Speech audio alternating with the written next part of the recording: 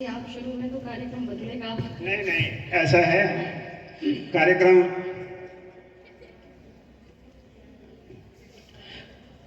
बदलवाने वाले तो तैयार बैठे हैं जी। लेकिन ऐसा है कि उनको बैठने में और आपको उठने में हम समय गंवाना नहीं चाहते। हाँ जी।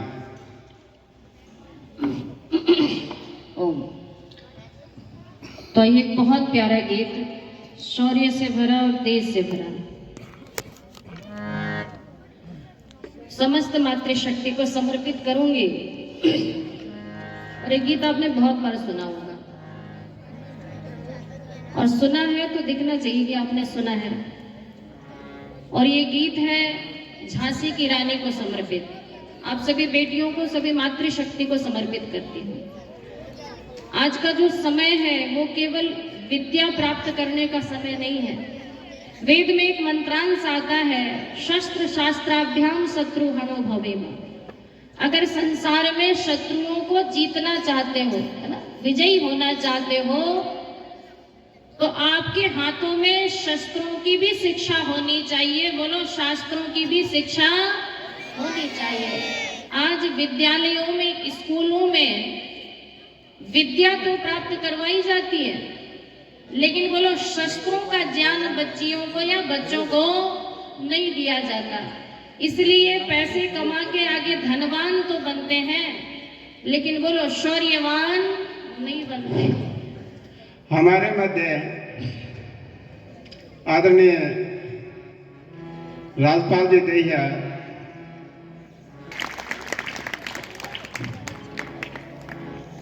तो वेद के उस मंत्र को चरितार्थ करना इस समय की सबसे बड़ी मांग है।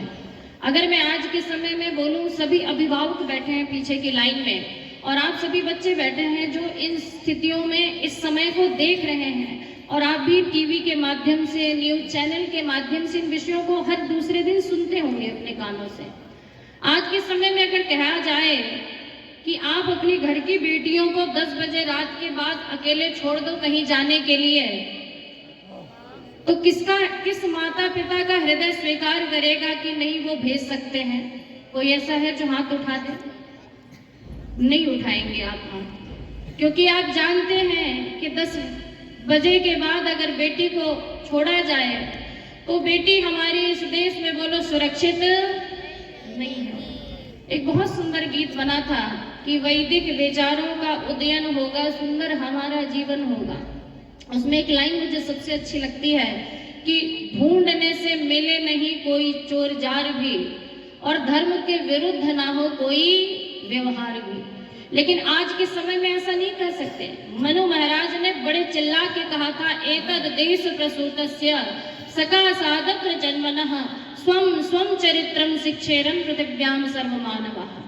ये भारतवर्ष ऐसे देवों की भूमि थी जहां पे देवता भी आके बोलो चरित्र की शिक्षा लिया करते थे। लेकिन आज के समय में आप कह दो तो ये संभव नहीं है, क्योंकि हम खुद स्वीकार नहीं करेंगे कि मेरी बेटियां, मेरी घर की बेटी 10 बजे रात, क्या 10 बजे के पहले भी उसको हम अकेले जाने नहीं देंगे, क्योंकि हमें पता है कि हमारी बेटी सुरक्षित नहीं है। लेकिन इसके साथ एक और वाक्य जोड़ना, आपकी बेटी सुरक्षित नहीं है, लेकिन हमने अपनी बेटियों को कमजोर स्वीकार कर लिया, हमने अपनी बेटियों को कमजोर बनाया है, हमने अपनी संतानों को कमजोर बनाया है। काश वेदों के अनुसार चले होते, हमारी बेटियों को ज्ञान भी होता विद्या का, और बोलो हाथों में शस्त्रों की शिक्षा भी होती, तो निश्चित आप और हम डरने वाले नहीं थे। मैं झारखंड एक जगह कार्यक्रम करने गई, 3-4 वर्ष पूर्व की घटना बताती हूँ। तो वहां पे एक माता जी, क्योंकि ग्रामीण एरिया में थोड़ा माहौल अलग होता है शहरों की अपेक्षा, तो एक माता जी मेरे पास आई जो शिक्षिका थी। उन्होंने कहा कि किसके साथ आई हो यहाँ पे? मैंने कहा मैं अकेली आई हूँ। तो उन्होंने कहा डर नहीं लगता? समाज का माहौल इतना खराब है इस समय, तुम कैसे सुरक्षित महसूस करती हो अपने आप को? तो मैंने उनसे प्रश्न किया कि ये बताओ, ये प्रश्न आपसे भी करती हूँ, डरता कौन है? डरता कौन है? जो कमजोर होता है। डरता कौन है? अच्छा, पुलिस वाले डरते हैं क्या किसी से? आपके माता पिता कहीं जाने से डरते हैं क्या? क्यों? क्योंकि वो जानते हैं कि वो कमजोर, जो कमजोर होता है, ये सत्य है, डरता वही है। तो मैंने कहा मेरे माता पिता और मेरे आचार्य ने मुझे कमजोर नहीं बनाया, मुझे बहुत मजबूत बनाया है। और मैं अकेली ही जाती हूँ हर जगह। ईश्वर की कृपा है कि आज तक कोई ऐसा मिला नहीं व्यक्ति, और ना मिलेगा। लेकिन इतनी हिम्मत है क्योंकि हमने इतने शस्त्र शास्त्रों को सीख रखा है, कुंफू जैसे विद्याओं को सीख रखा है कि एक हाथ अगर पड़ जाए तो 20 मिनट तक व्यक्ति होश में नहीं आ सकता। वहां बुद्धि की जरूरत होती है, बोलो शक्ति की जरूरत। ये ज्ञान कौन देगा? जब इस ज्ञान से भरपूर करेंगे अपने संतानों को, तो आपको संसार में किसी से डरने की जरूरत नहीं होगी। और ये शिक्षा कहाँ दी जाती है? ये गुरुकुलों में दी जाती है। कन्या गुरुकुल डोभी की लड़कियां ने वीरांगना दल के माध्यम से इन शस्त्रों को सीखा है। और निश्चित जब ये शस्त्रों में पारंगत हो जाएंगी तो दुनिया में किसी से डरने की जरूरत इनको नहीं है। इसलिए मुझे वो झांसी की रानी याद आती है। हमारी आइडल बच्चों के बदल गए वो। हमारी बेटियों की आइडल झांसी की रानी होनी चाहिए थी, बोलो अवंती भाई लोधी होनी चाहिए थी, महारानी पद्मा होनी चाहिए थी, दुर्गा होनी चाहिए थी। लेकिन हमारी बेटियों की आइडल है कैटरीना कैफ, है ना? हमारी बेटियों की आइडल है माधुरी दीक्षित। हमारी बेटियों की आइडल दिन रात बदलती है। और नई नई जितनी भी हीरोइंस आती है ना, जिनका संस्कृति से कोई लेना देना नहीं, जिसको भारत की विरासत से कोई लेना देना नहीं, हमारे बच्चे वैसे आइडल बनाते हैं। अपने आइडल बदलो। झांसी की रानी को आइडल बनाओ, जिसको विद्या का भी पूरा ज्ञान था, बोलो, और शस्त्रों का भी पूरा ज्ञान था। आइए उस झांसी की रानी को मिलके गाते हैं। और बहुत सुंदर कवि ने लिखा, क्या लिखा कि रेशमी सलवार न कुर्ता जाली का, खाके सरिया बाना झांसी वाली का। रेशमी सलवार न कुर्ता जाली का, खाके सरिया बाना झांसी वाली का। रेशमी सलवार न कुर्ता जाली का, खाके सरिया बाना झांसी वाली का।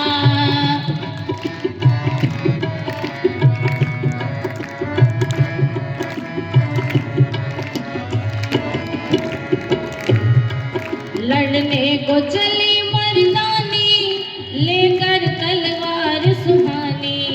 लड़ने को चली मर्दानी लेकर तलवार सुहानी। घोड़े पे चढ़ी छत्राणी बन गई वीर सेनानी। घोड़े पे चढ़ी छत्राणी बन गई वीर सेनानी। रूप धर काली का, खाके सरिया बाना झांसी वाली का। रेशमी सलवार न कुर्ता जाली का, खाके सरिया बाना झांसी वाली का।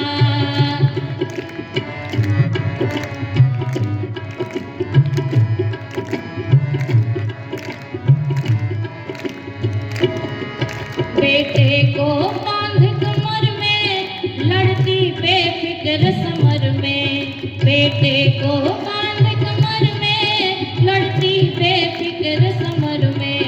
उड़ जाता अश्वज घर में थर्राता फौज उधर में। उड़ जाता अश्वज घर में थर्राता फौज उधर में। उस बलशाली का, खाके सरिया बाना झांसी वाली का।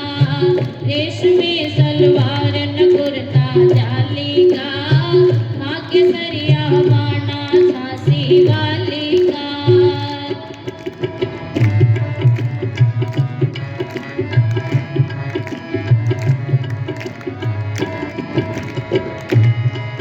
रानी का दल था थोड़ा, फिर भी ना मुखड़ा मोड़ा। रानी का दल था थोड़ा, फिर भी ना मुखड़ा मोड़ा। एक और अधिक था गोरा, थक चुका बहुत था घोड़ा। एक और अधिक था गोरा, थक चुका बहुत था घोड़ा उस बलशाली का, आगे दरिया बाना झांसी वाली का, रेशमी सलवार न कुर्ता जाली का, आगे दरिया बाना झांसी वाली का।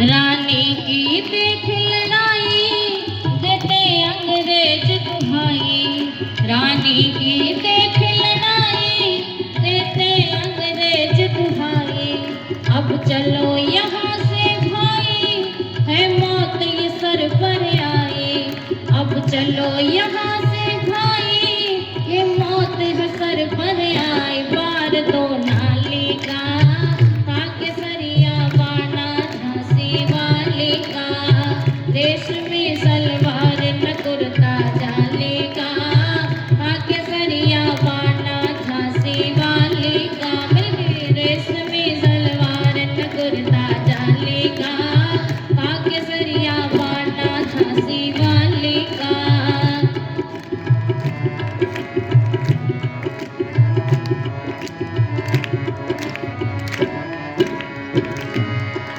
तुझ धन्य है लक्ष्मी बाई लड़कर के वीरता पाई, तुझ धन्य है लक्ष्मी बाई लड़कर के वीरता पाई, भारत की शान बढ़ाई नरदेव कहे कविताई, भारत की शान बढ़ाई नरदेव कहे कविताई, वक्त खुशहाली का, ताकि सरिया बाना झांसी वाली का, रेशमी सलवार न कुर्ता जाली का, ताकि सरिया बाना झांसी वाली का, रेशमी सलवार न कुर्ता जाली का, ताकि सरिया बाना झांसी वाली का, ताकि सरिया बाना झांसी वाली का, ताकि सरिया बाना झांसी वाली का, ताकि सरिया बाना झांसी वाली का, ताकि सरिया बाना झांसी वाली का, ताकि सरिया बाना झांसी वाली का, ताकि सरिया बाना झांसी वाली का, ताकि सरिया बाना झांसी वाली का।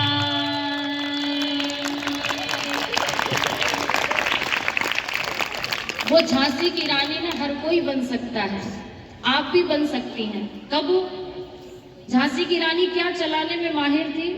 कोई बच्चा बताए, लड़के नहीं बताएंगे, इधर वाली बच्चियों में से कोई बताओ। हाँ, ये हमारी कन्या गुरुकुल धोबी की बेटियों ने बोला। एक बार तालियां बजाओ इन बच्चियों के लिए। झांसी की रानी को तलवार चलाना बखूबी आता था, और कैसा, जब उसका वार होता था ना तो 100 सैनिकों को एक साथ सरकलम करने की ताकत क्षमता होती थी झांसी की रानी के तलवार में। और हमारे बच्चों को तलवार दे दो तो उठा ना पाए, है ना।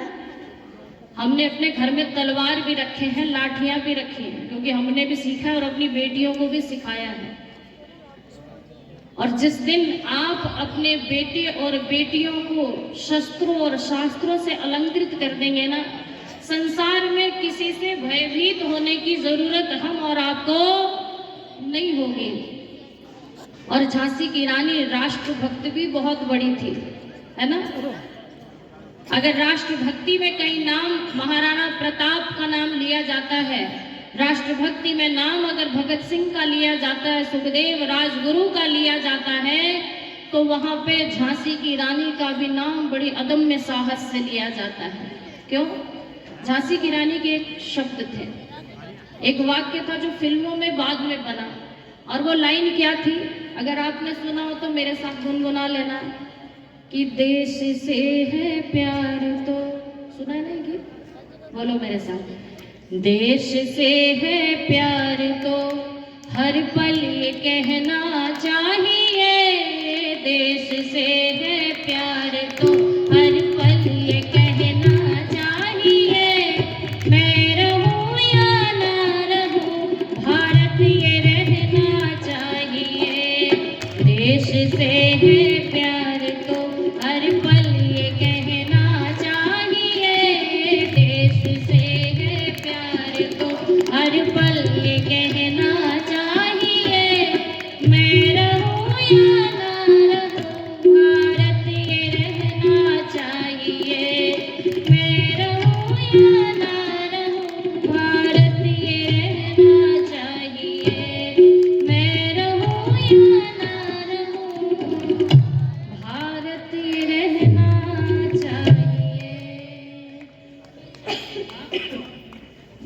वीर प्रसूताएं हुआ करती थी। तो आज भी उनका नाम इतने शौर्य के साथ लिया जाता है। अच्छा, हमारे घर में भी तो हमारे पुरखे रहे हैं, हमारे भी तो दादा परदादा रहे हैं, तभी तो हम आए हैं। मैं अगर आपसे पूछूं आपके दादाजी का क्या नाम, तो शायद आप बता दोगे। अगर मैं पूछूं आपके परदादा जी का नाम क्या है, तो किसको किसको अपने परदादा का नाम पता है? फिर इंक्वायरी हो जाएगी घर तक, झूठ हाथ नहीं उठाएगा कोई भी। पता है आपको नाम परदादा किसको कहते हैं? पहले ये बताओ, पहले ये बताओ कि परदादा किसे कहते हैं? हाँ? जो दादाजी के पिताजी थे उनको, तो आपके दादाजी के पिताजी का नाम याद है आपको? सत्य? पूछूं घर में फिर? तो ये अच्छी बात है कि चंद बच्चों ने हाथ उठाए हैं और इन्हें याद है। अच्छा चलो, हमें अपने परदादा के नाम भी पता है। क्या परदादा के भी दादा का नाम पता है? नहीं पता ना।